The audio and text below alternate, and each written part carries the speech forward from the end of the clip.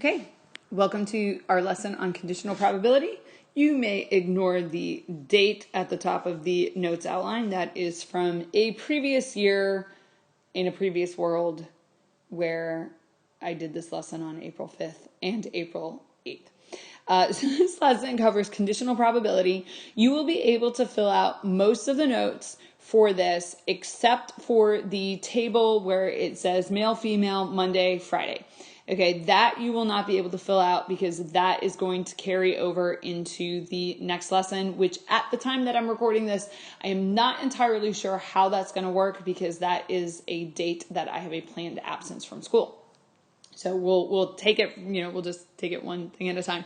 But in this video, as you are watching it, you will not be able to fill that part out, okay? So conditional probability. So far, we've covered what is probability. We've covered the difference between theoretical and experimental probability. And we've done probability of multiple events, namely when you have an and situation, which is the probability of two things both happening, and an or situation where you are looking for the probability of one or the other or both. Today we're going to introduce the concept of conditional probability. And so we'll start with the definition of conditional probability. Conditional probability is the probability, so our first blank there, probability, that an event will occur given that another event has already occurred. And this gets into the idea, again, of like dependent events. So conditional probability happens when two events are dependent. And that is horrible. Hang on, let me fix this. Okay. All right, there. I just fixed like the handwriting and spelling on one of those words there. So conditional probability, it deals with situations where two events are dependent. So if you go back a couple lessons to the idea of like the temperature this morning and what kind of jacket you wear, those are dependent. The type of jacket that you choose to wear as you're walking out the door is dependent on the outcome of the first event, which is what is the temperature today. Notation. So the notation, students really do have a difficult time with this, and probably mostly because they're not paying attention and then confuse the symbol with something else that they've seen. But the probability that event B will occur, given that event A has already occurred, is written like this. So you have the probability of event B, and then the concept of the given is represented by a vertical line, and then the other event that might have happened prior is written to the right of the line. So the way that you read this aloud is the probability of B, and that is the word of, like I have like a cursive F there and the top gets like smushed down. Let me do that better. The probability of B given that A has already happened.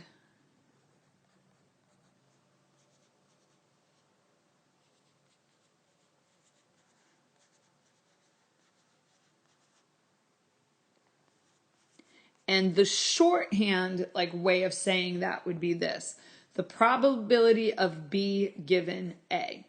Okay, probability of B given A.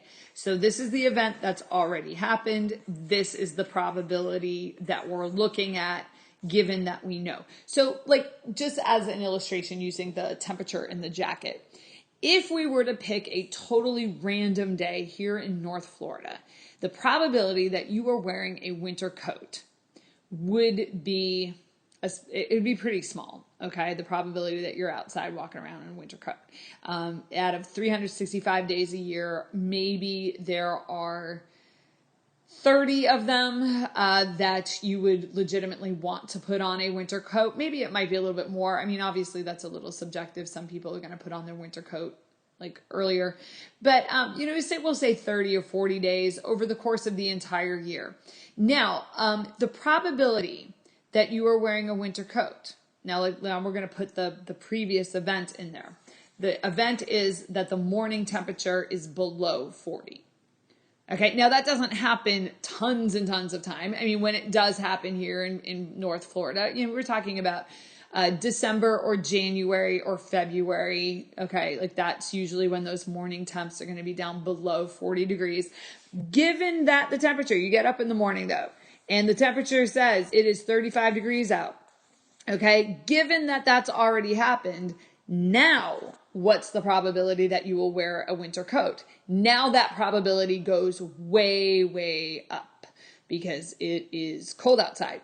And so the likelihood that you're going to put on something heavier. So that's what we're talking about. It's not just the probability that you're going to be wearing a winter coat here in North Florida. The probability that you're going to wear a winter coat, given that we already know that first event, the event of it being really cold, has already happened. So that's what we're talking about.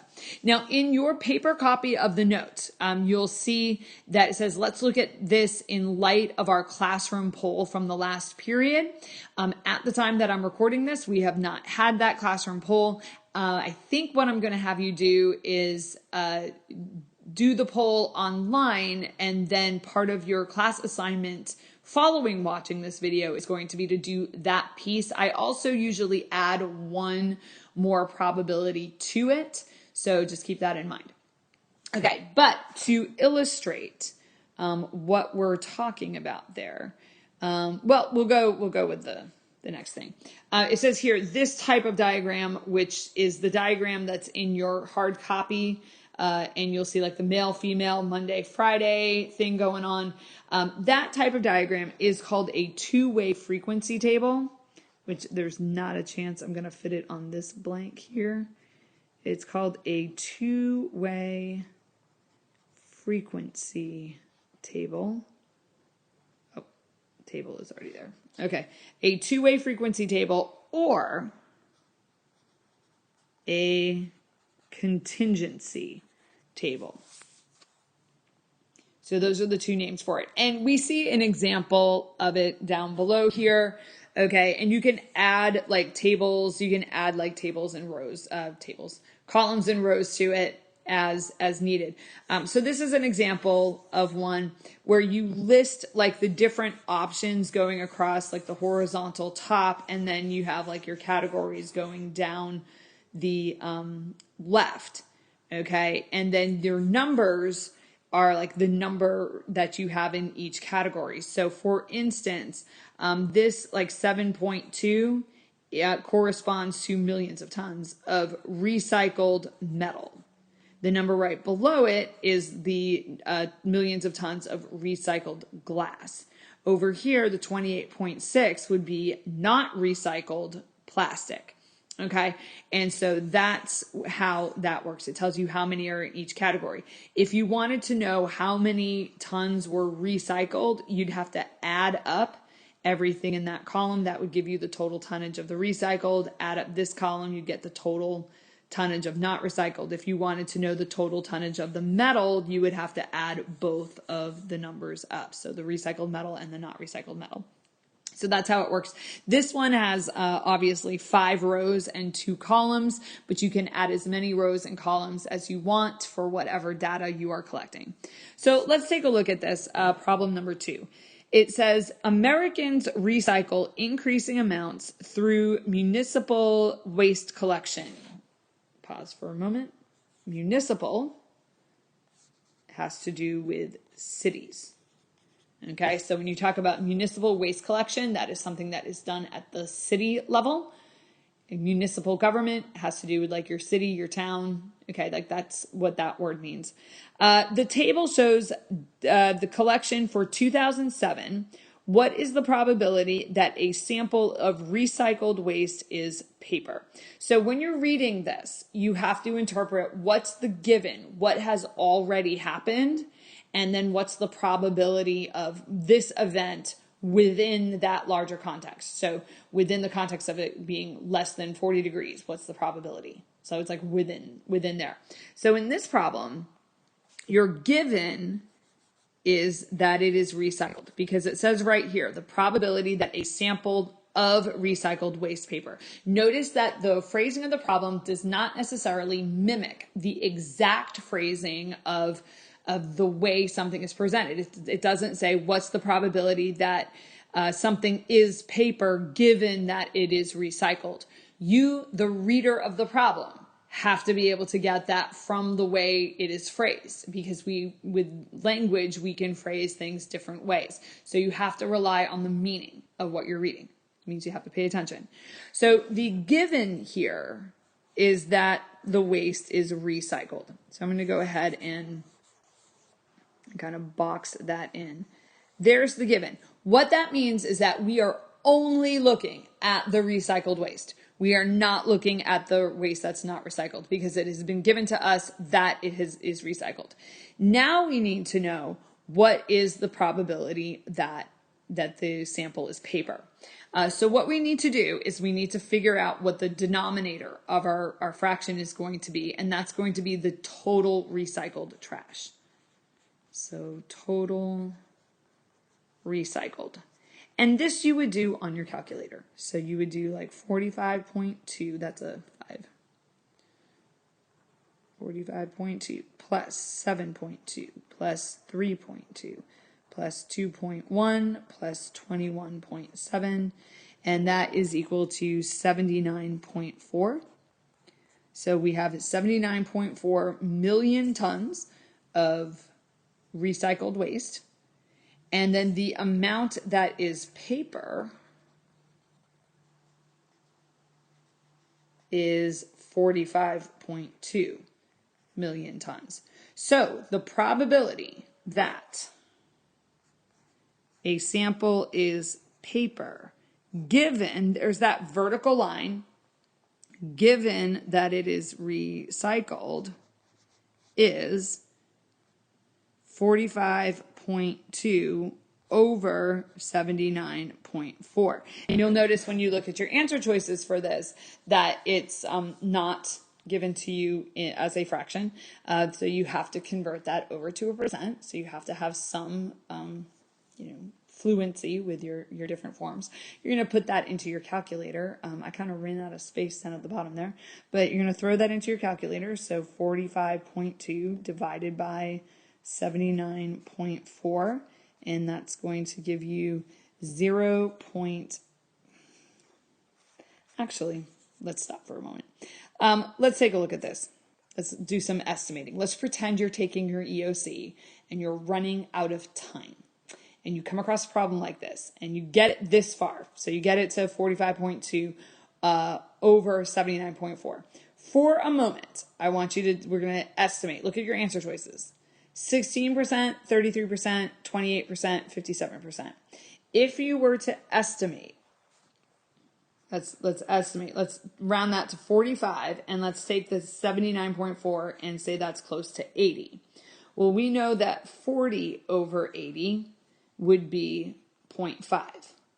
45 over 80 is going to be bigger than 0.5, because 45 is a little bit more than 40.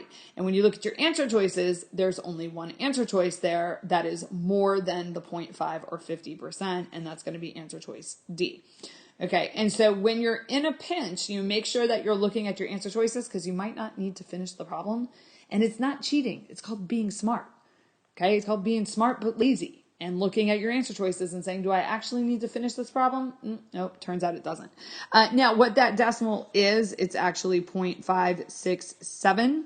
And so when you go to change that to a percent, you move that decimal point over. So you get 56.7. And then that rounds up to 57%, which is your answer choice. So make sure that you are paying attention to that. Now, there is a formula that goes with this. I actually hate it, and when I typed up these notes, I said there is a formula we can use when creating the tables, when creating tables is not practical. So if making a table is not particularly practical, you can do it this way. The probability of event B, given that event A has already occurred, is equal to the probability of A and B, that would be the probability of both, divided by the probability of just the second one. Okay, which is kind of what happened over here. We were looking at the probability of both, okay, both paper and recycled, except we were just dealing with the 45.2, over the probability that it was recycled, which was the denominator, the amount recycled. The deal with the probability part there is that the denominators of both of those are going to be the same. They would be the total amount of material waste. And those denominators, when you end up dividing the fractions, are going to flip over and like cancel each other out. And so you're able to do just the amount of both over the amount of just the given. Okay, I don't particularly like that formula, even in my dual enrollment class where we do a whole unit on probability. It's just not a formula that I really encourage students to use. I think it's easier to look at the table, and a lot of times the problems are going to be given to you as a table, and so you can actually answer a lot of the questions that you might see correctly without trying to navigate through that table formula. But I will try to model the formula for you a couple times so that you can see it. So here's problem 3. This is from the textbook for those of you that have a textbook. And we're going to use this, do this using both strategies just so you can see how both of them work. So a utility company asked 50 of its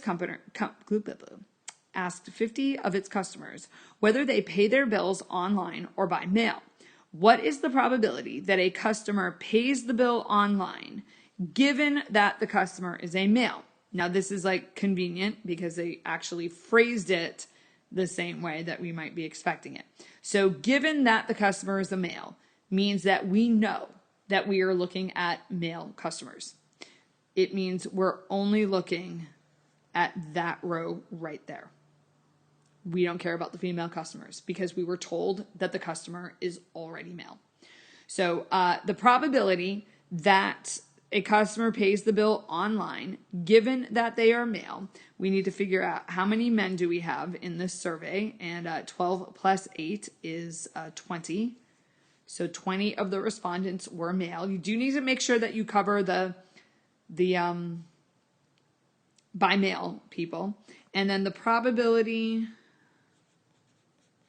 that they are going to pay the bill online, given that, would be 12 out of the 20.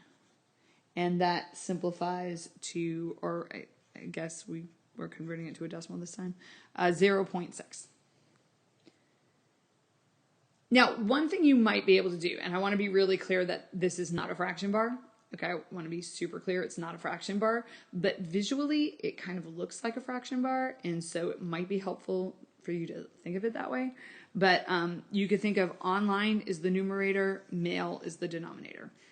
So you add them together to get the 20, that's going to be the denominator. Just make sure when you're picking the numerator that you're only picking the online that's in the male category and you're not importing the female online, because then in this case you'd end up with a numerator bigger than your denominator, and that's not going to work. Now, how would you do this with the formula? It's actually kind of awful. So the probability of A and B. So we need to know that the total number of people was 50. Okay. So the probability of A and B, this would be the probability of online and male divided by the probability of being male. I was like, what's the other thing that we're doing here? The probability of being male. So the probability of being online and male would be 12 out of 50. And then the probability that the person that you pick is male is 20 out of 50. And you can actually see our fraction in there. There's the 12 over 20. You can see it visually.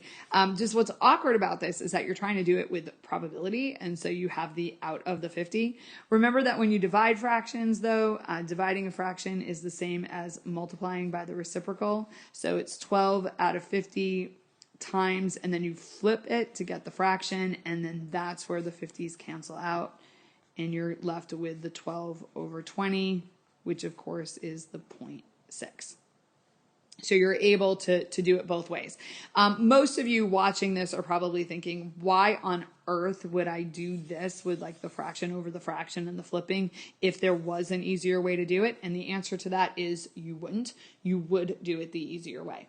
It's just that you're not always given a table. And so you need another way to reason it through. So there is, on the last part of this, it's a practice problem. So in a normal school year, which is not 2020, 2021, not a normal school year, we would like stop and I would let you guys work this one out on your own. And then we would go over it together. So what I'm going to ask you to do is just pause the video and see if you're able to get it. See if you were able to get the right answer on your own. And then unpause the video and listen to the explanation and check your work.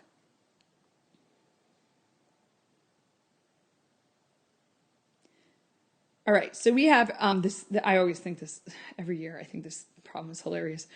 Researchers asked shampoo users whether they apply shampoo directly to the head or indirectly using a hand. So when you get in the shower and you're washing your hair, do you put the shampoo in your hand first and then transfer the shampoo to your head? Or do you squeeze the shampoo directly onto your head? It's an interesting question. What is the probability that a respondent applies shampoo directly to the head, given that the respondent is a female? Now, to reiterate this is going to be written something like this. So you want to make sure you're okay with that notation. On the test on this, a lot of students really do mess up because they don't know what the notation means. So this is given that you apply the shampoo directly to the head, given that the respondent is a female, which means you're only looking at the female respondents. That's the thing that has already happened. There were 30 female respondents. So that's our pool. It's like, go back to the temperature in the jacket. If the pool that you're picking from is mornings where the temperature is under 40, then the probability of wearing a heavy winter coat goes way up, as opposed to just in general here in North Florida, which like most mornings, it's not below 40.